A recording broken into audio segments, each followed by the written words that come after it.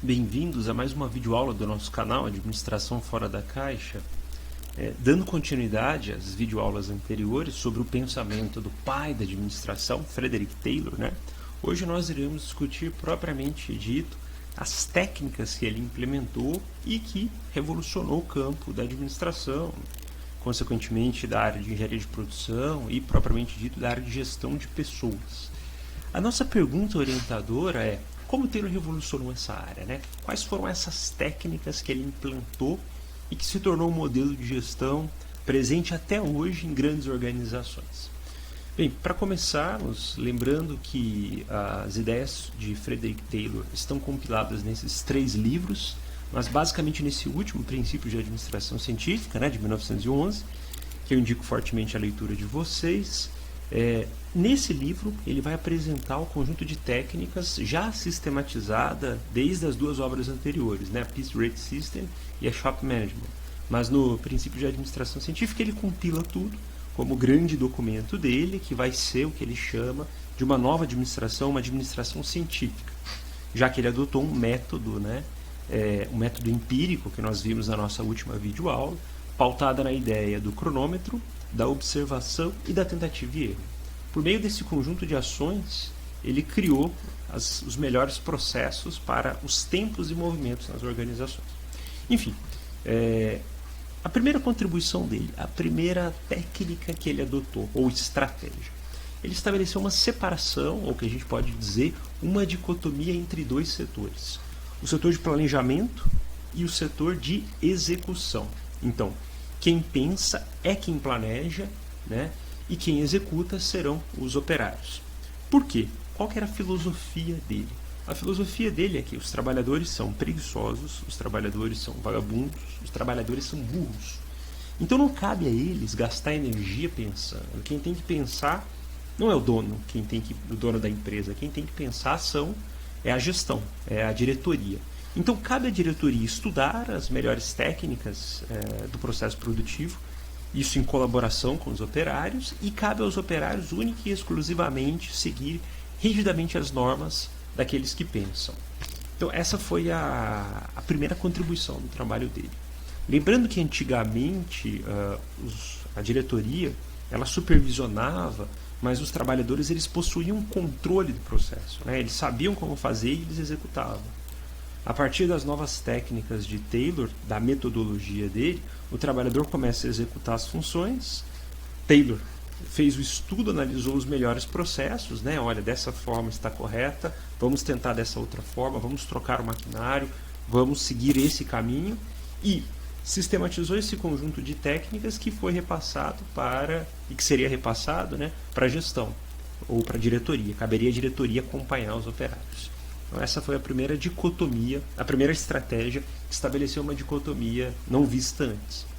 Segundo, padronização. Uma coisa que aparentemente parece muito comum hoje, quem entra num cargo, ele vai seguir o conjunto de funções desse cargo.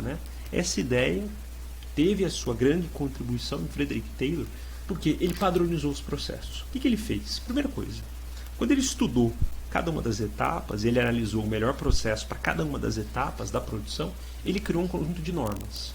Por exemplo, como construir um carro. Para eu construir o carro, eu preciso começar, talvez, pela estrutura do carro, pelo chassi do carro, por exemplo. Então, como fazer o melhor chassi? Depois, como utilizar a carcaça, a estrutura, qual o melhor processo, e assim vai, qual o melhor processo para as rodas, para a pintura, para o motor. Então ele criou normas para cada uma das etapas do processo produtivo, analisando aquele estudo de tempos e movimentos que nós vimos na videoaula anterior, na metodologia dele. Em seguida, estabelecidos os melhores processos, ele precisa das pessoas ideais para as funções ideais. Então ele começou a elaborar o quê? Um conjunto de cargos e funções para cada uma desses processos. Para essa função eu preciso de um trabalhador do perfil X que tem um conhecimento técnico tal e que consiga manusear desta forma, já que ele traçou o processo primeiro, em seguida ele definiu quem irá executar, traçando o perfil dessas pessoas. A outra questão fundamental, ele padronizou também todo o maquinário. Não basta o trabalhador seguir as normas, ele precisa seguir as normas, sob a supervisão da direção, mas ele precisa que tenha todos os equipamentos adequados, né? Os equipamentos eles têm que ser padronizados para que todos os trabalhadores sigam rigidamente o conjunto de normas estabelecidos. Só uma anedota sobre a questão da padronização de equipamentos, que parece uma coisa muito elementar, né? A gente teve na minha época de graduação, tive um colega de república que estava no final do curso, né, de administração, e ele resolveu fazer estágio numa empresa de pequeno porte no ramo de têxtil. A empresa fazia roupas, sungas, enfim. Ele estava fazendo estágio lá, né, na primeira semana dele. Ele observou que a empresa tinha um conjunto de padronização para fazer os cortes, mas como funcionava o corte? As mulheres que trabalhavam na linha de produção, elas tinham uma medida.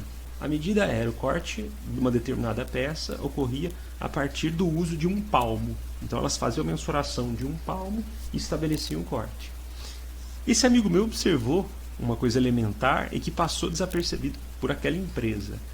No entanto, um palmo ele é relativo de mulher para mulher. Tem mulher que tem a mão maior, a mão menor. Então como é que a gente pode padronizar se as mãos são diferentes? Quando ele observou isso, ele viu que a empresa estava tendo grande perda, porque a padronização não era a mesma, né? Já que as pessoas são diferentes. E aí, quando ele falou isso para a direção parou quase a produção e recalcularam uma coisa que é aparentemente óbvia sobre a questão da padronização.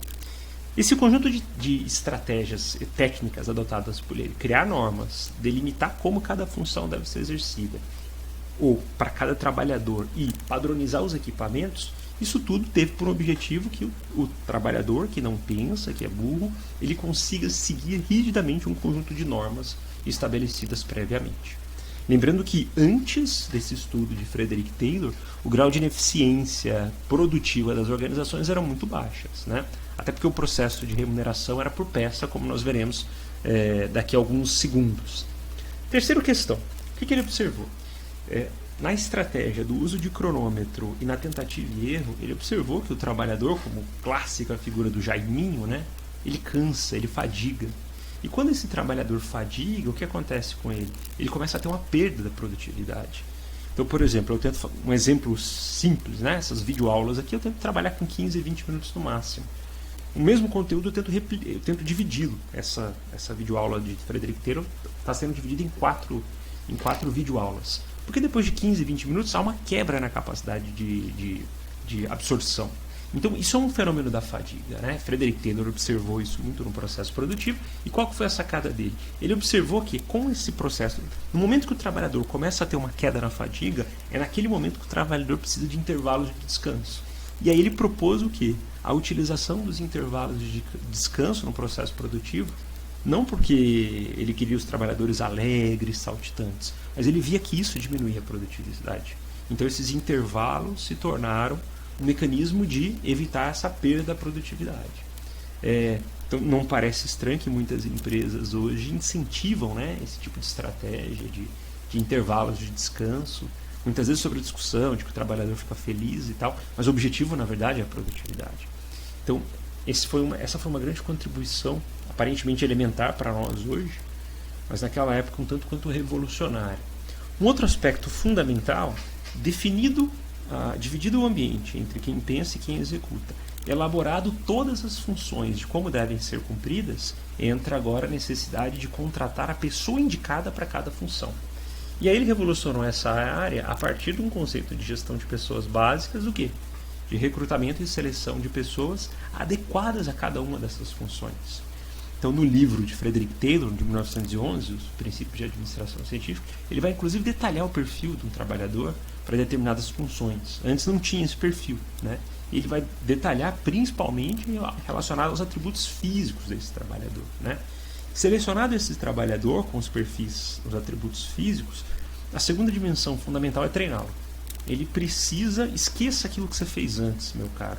Agora você vai seguir as normas dessa empresa, porque nós adotamos um método científico que nós compreendemos qual o melhor processo a ser executado. Essa é a ideia, não só de recrutar, como treinar. Então ele deu uma contribuição para a área de gestão de pessoas, a partir dessa ideia de recrutar, selecionar e treinar esses trabalhadores. Uma outra questão fundamental, e que isso modificou toda a dinâmica da época, foi a proposta de remuneração por produtividade. Vocês viram na primeira videoaula do pensamento de Frederick Taylor que ele dizia o quê? O homem preguiçoso, o homem vagabundo, e ele acorda motivado única e exclusivamente por dinheiro. É apenas o dinheiro que motiva vocês que estão assistindo essa videoaula aqui, né? Se é apenas o dinheiro que motiva o trabalhador, então o que a gente precisa? A gente precisa modificar o sistema de remuneração. Naquele contexto, vocês viram também na primeira videoaula, o sistema de remuneração daquela época era um sistema pautado em peça. Então, se o coletivo do chão de fábrica batia a meta, cumpria lá X peças diárias, todos recebiam. Esse é um exemplo da falta de padronização. Se o professor tivesse feito um estudo dos tempos e movimentos, o microfone não teria caído aqui. Enfim, a padronização é um processo fundamental para o microfone, né? Agora, com relação à remuneração, que é o tema da nossa discussão aqui, da quinta contribuição dele, ele observou o seguinte: os trabalhadores recebiam por peça. Consequentemente, não havia uma diferença e nem motivação de se trabalhar mais ou menos. O importante era bater uma meta coletiva. E ele dizia que isso causava, inclusive, cera, né? Batemos a meta, para que trabalhar mais?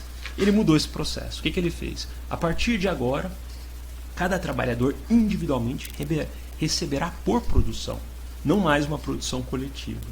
E isso com incentivo de possibilitar que aqueles que trabalhem mais ganhem mais, e aqueles que estão fazendo cera, olha, não se enquadra no time, não se enquadra nessa organização. Então ele fez uma revolução no processo de gestão de pessoas, modificando o sistema de remuneração, né? Claro que isso teve um fenômeno fundamental no coletivo também, né? Ele enfraqueceu a categoria na época, porque a categoria se unia muitas vezes e adotava as estratégias de operação tartaruga como protesto, tudo.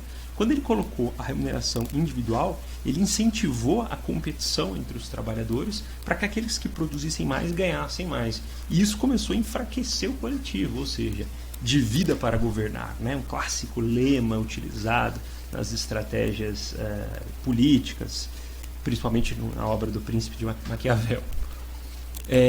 E por fim, não menos importante, se eu tenho um sistema elaborado rigidamente, com normas, com padrões, se eu tenho agora um sistema de remuneração individual por produtividade, eu preciso de um controle direto. Porque não podemos esquecer que o trabalhador é preguiçoso e ele é burro. Então ele precisa de um supervisor que o oriente e que supervisione a todo momento cada uma das funções para que esse trabalhador consiga seguir corretamente. Ou seja, o sistema adotado dele é um sistema de controle direto. A gente pode até perguntar, quem está fazendo essa disciplina aqui, né? Não agora nesse período da pandemia, mas quando nós voltarmos, se nós voltarmos, né, ao normal, às aulas presenciais, o nosso sistema de controle, ele é direto ou indireto, né? A gente adota chamadas, muitas vezes no começo e no final da aula, a gente adota provas, que são objetivas ou subjetivas, tudo isso com o mecanismo de garantir que vocês estejam presentes na sala, né? Um sistema de controle direto, né? mais do que comum, né? Mais do que elementar. Então esse é um exemplo como Taylor adotou esse tipo de técnica no campo da administração. Ele mesmo no livro fez uma síntese. Olha, esse conjunto de técnicas, separar o planejamento da execução, adotarmos um estudo dos melhores processos, padronizar todos os processos e máquinas, selecionar e treinar funcionários de acordo com as normas estabelecidas, estudar a fadiga e evitar a fadiga, que implica numa perda da produtividade, remunerar por produtividade, estabelecer um sistema de controle. Essas 3 técnicas para ele foram o que? Olha, é uma ciência, não é empirismo, né, já que ele estudou. Isso gera uma harmonia na visão filosófica dele. Os trabalhadores ficariam felizes, se sentiriam justos e motivados. Isso geraria a cooperação, na verdade, né? Porque eles estariam cooperando com a empresa cooperando com eles, que estariam pagando melhor, né? E o rendimento máximo, né? E a prosperidade. Essa era a concepção dos resultados dele. A gente observa o quê? Que esse modelo taylorista ele foi adotado rigidamente por Henry Ford. Nós teremos uma videoaula sobre Henry Ford, mas o clássico modelo T Ford dos carros dele, né? Aquela frase: você pode escolher o carro, né, a cor do carro, desde que ele seja preto, representa o quê? A clássica adoção do modelo taylorista, que a gente chama da dita escola clássica ou científica, que revolucionou a área a partir da superespecialização do trabalhador, divisão de tarefas, sistematização do estudo, um planejamento rígido, que na época não tinha, e do ponto de vista da produção foi isso, e do ponto de vista da gestão de pessoas, também criou uma área, né? Que é o que a gente chama muitas vezes do modelo X de gestão de pessoas. É o modelo autoritário, de uma certa forma, que o supervisor ele coordena e determina as funções, né? É um sistema de coerção, então tem um supervisor a todo momento dizendo o que deve ser feito ou não, né? E não é um sistema participativo. O trabalhador ele não participa das decisões. Ele pode orientar ali, dar uma opinião no máximo. Mas o trabalhador é burro, então a opinião do trabalhador não é tão relevante nesse modelo X de gestão de pessoas. Nós veremos nas outras videoaulas que nós teremos um outro tipo de modelo de gestão de pessoas, chamado modelo Y e depois modelo Z, né? Mas enfim, o modelo X de Taylor é esse. Um modelo, de uma certa forma, de controle direto, mais opressivo, que o trabalhador não tem participação na gestão e que ele segue rigidamente as normas da supervisão, né?